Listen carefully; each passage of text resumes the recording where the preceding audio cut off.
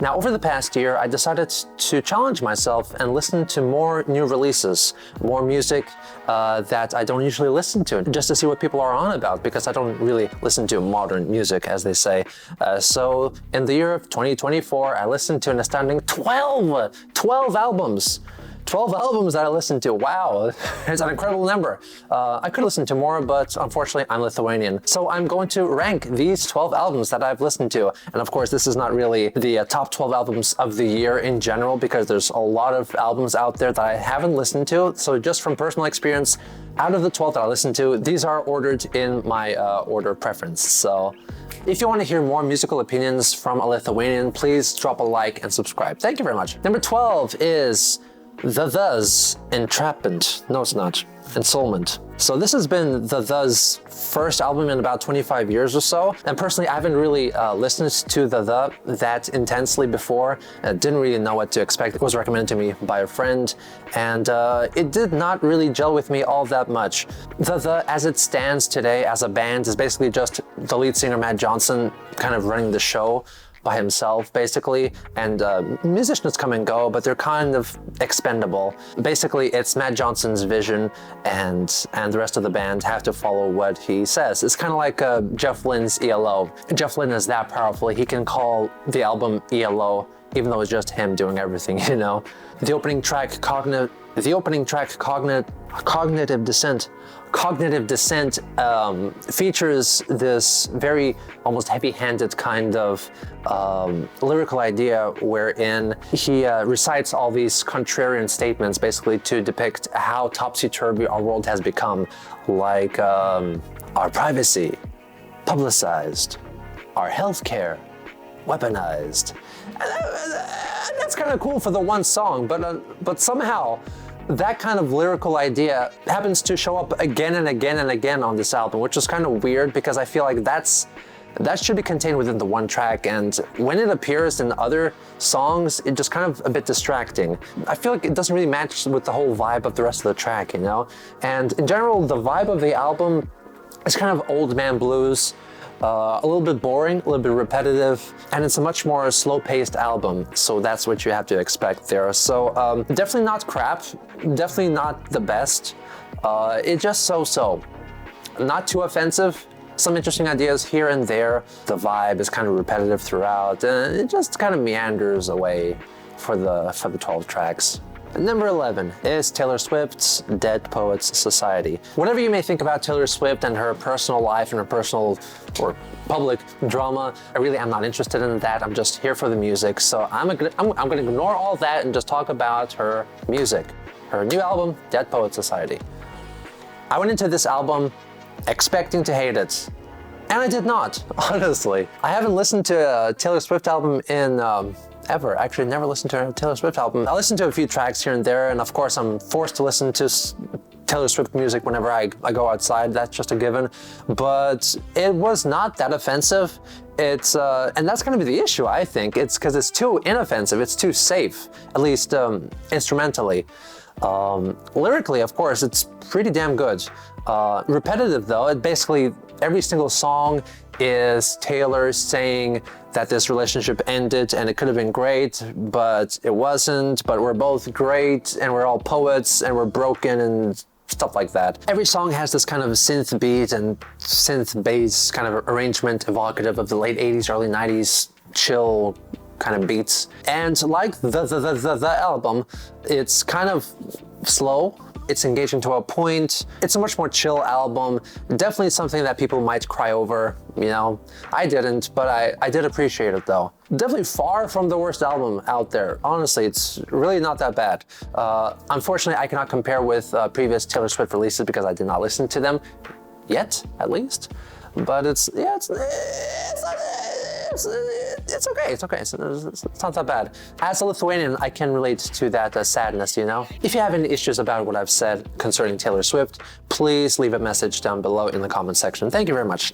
At number 10, we have Brat by Charlie XCX. Right? Yeah. So Brett, that was a big deal this summer. It was a Brett summer.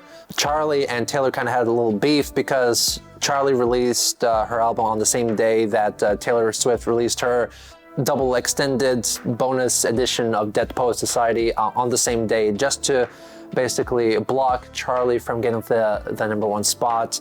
That's a whole another can of beans right there. But musically, Brett won, I think.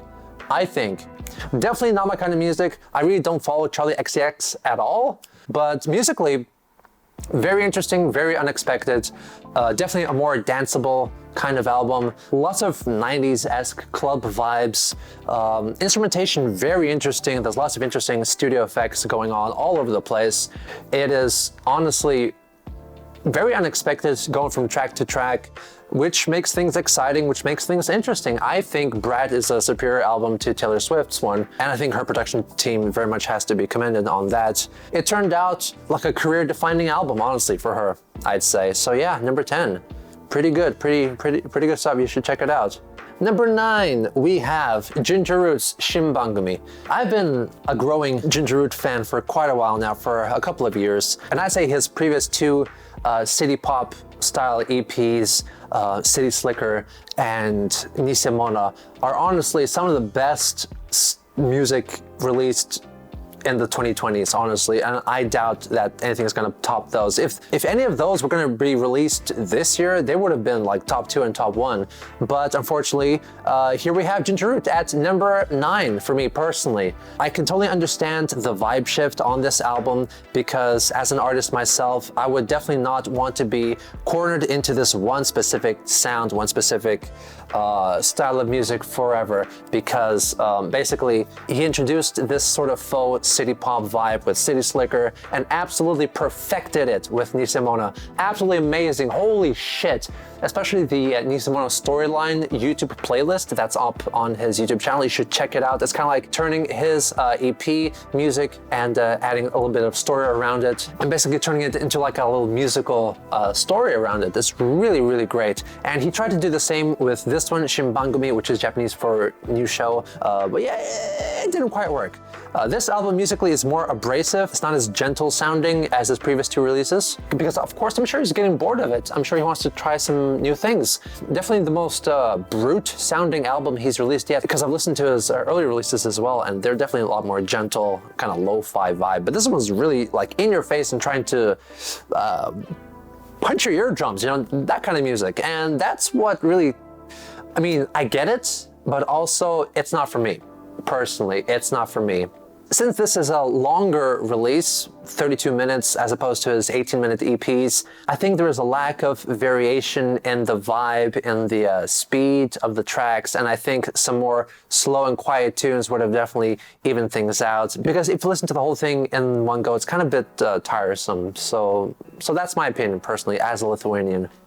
Up next at number 8, we have the brand new release from David Gilmour, Luck and Strange. Now this was a surprise release from what I can remember, and it's definitely a more earthy kind of feel. Like I can taste the dirt as I'm listening to this album, which is very, very different from like his time in Pink Floyd, of course, and I think different from his earlier solo releases as well.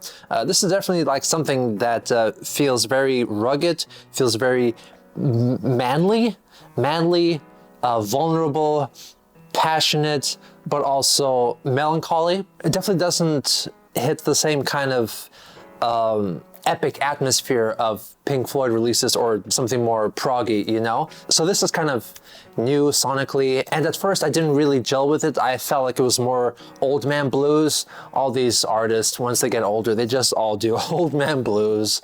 But this one grew on me quite a bit, especially the lead single, Between 2 Points, featuring his daughter, Romani Gilmour, on lead vocals. That was astounding, really. That's a spectacular song, really.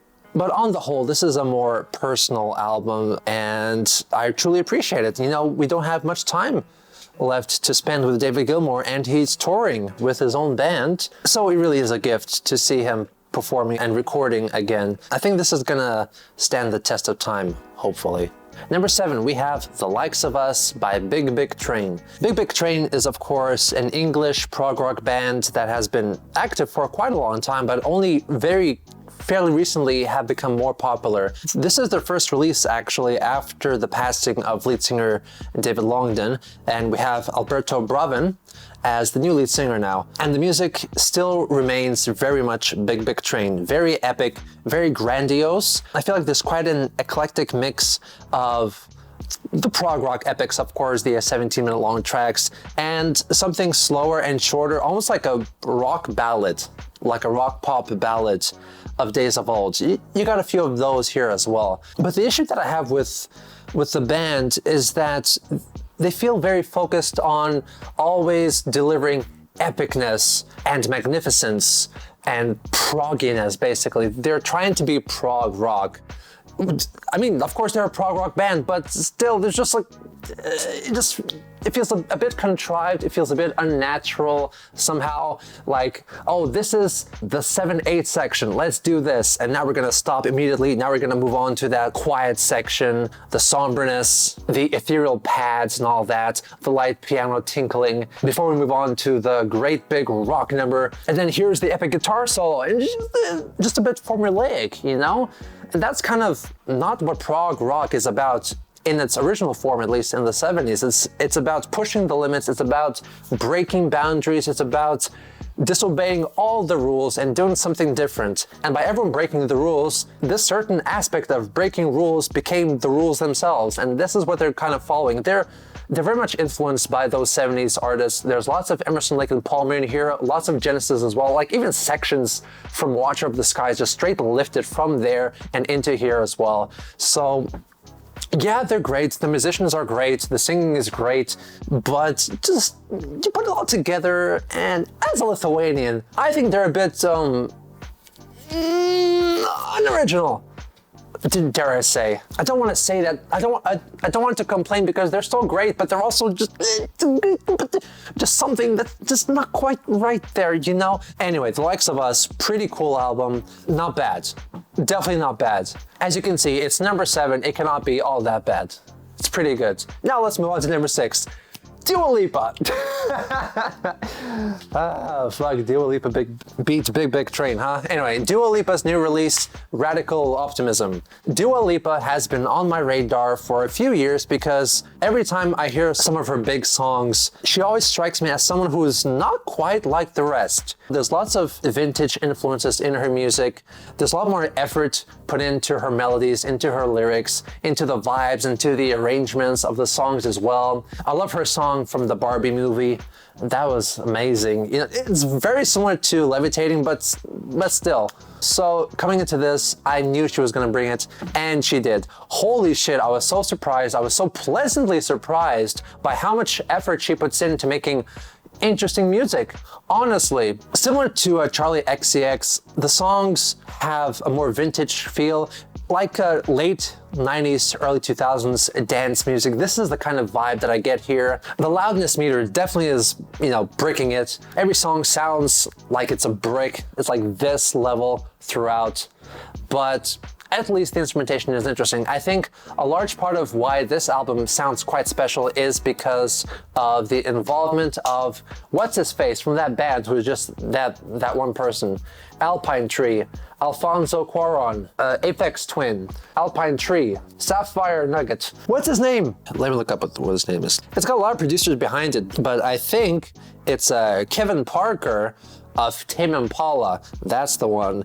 He was involved with it a lot, and he co-wrote a lot of the songs. So that's why they sound more human, I'd say, because of course there's electronic influences here as well, but still there's lots of guitar, there's lots of bass, live bass, I imagine, and live drums too. So there's kind of this rock band element mixed in with the electronic dance music, and that's a really interesting mix, I think. Dua's performance on Falling Forever is astounding.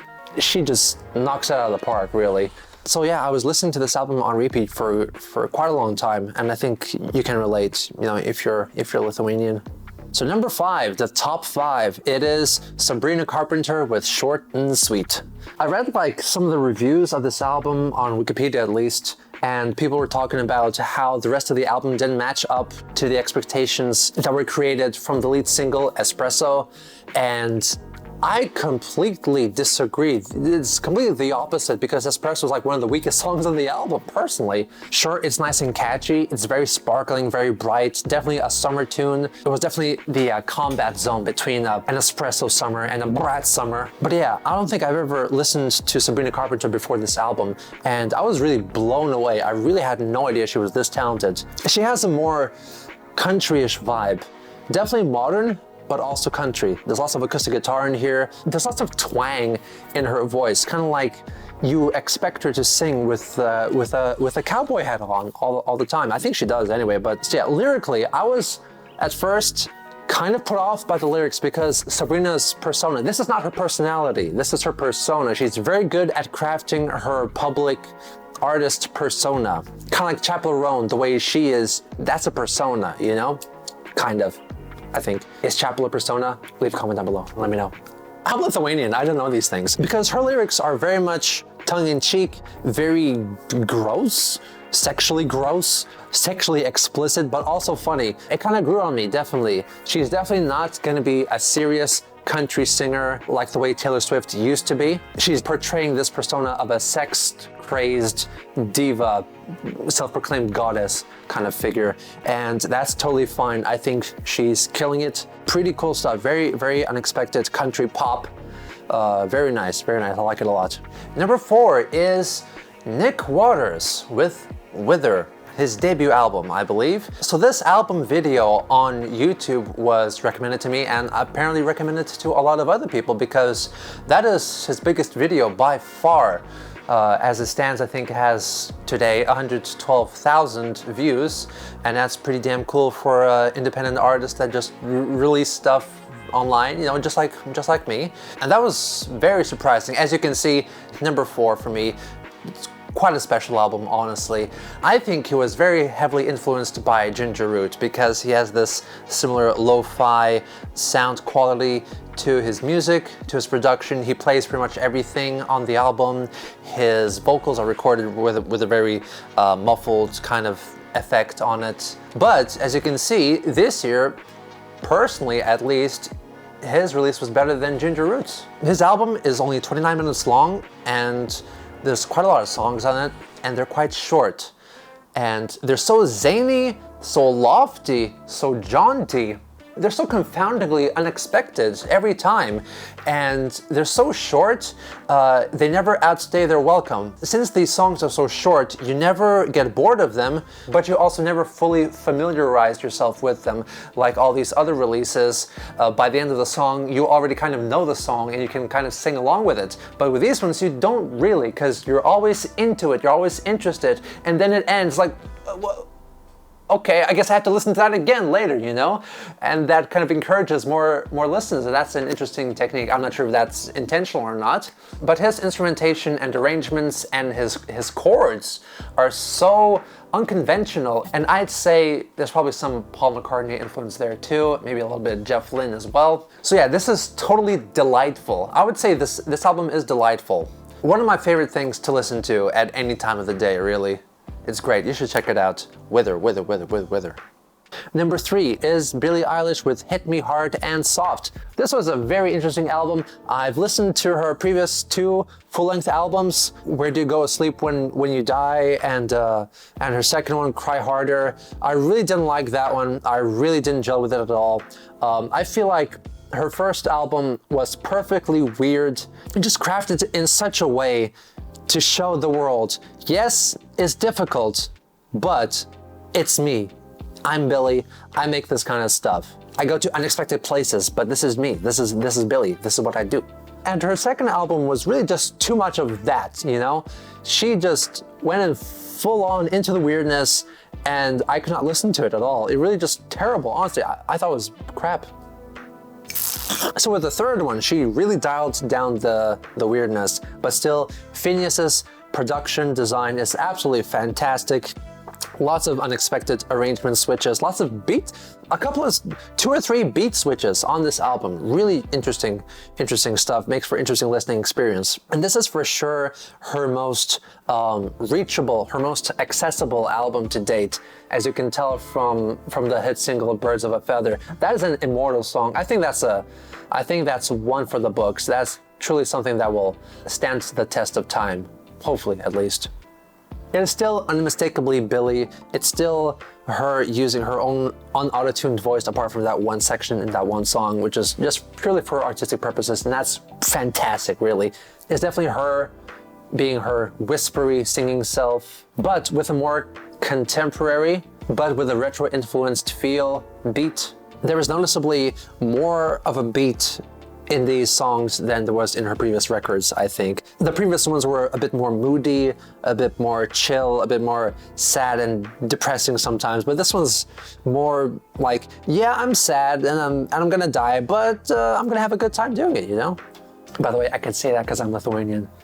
Number 2 is something that I listened to only yesterday, I believe, so my mind is still kind of fresh on this. It's the latest release from Frost, *, Life in the Wires. This is a prog rock band from the UK, again. They have some really great musicians in this bunch. I never really listened to any whole album, but I have listened to a few tracks here and there, and they bring the goods. And this time it's no different. As you can tell, number 2, it's quite special. John Mitchell's guitar playing is absolutely standing still all the time, and the drumming is wow. It's definitely a different kind of prog rock from Big Big Train. It's more contemporary, even though, of course, prog rock is kind of an antiquated term. You just have to imagine 70s when you hear prog rock. So they're definitely leaning into the neo-prog aspect of the prog rock sphere, and it has a more hard edge.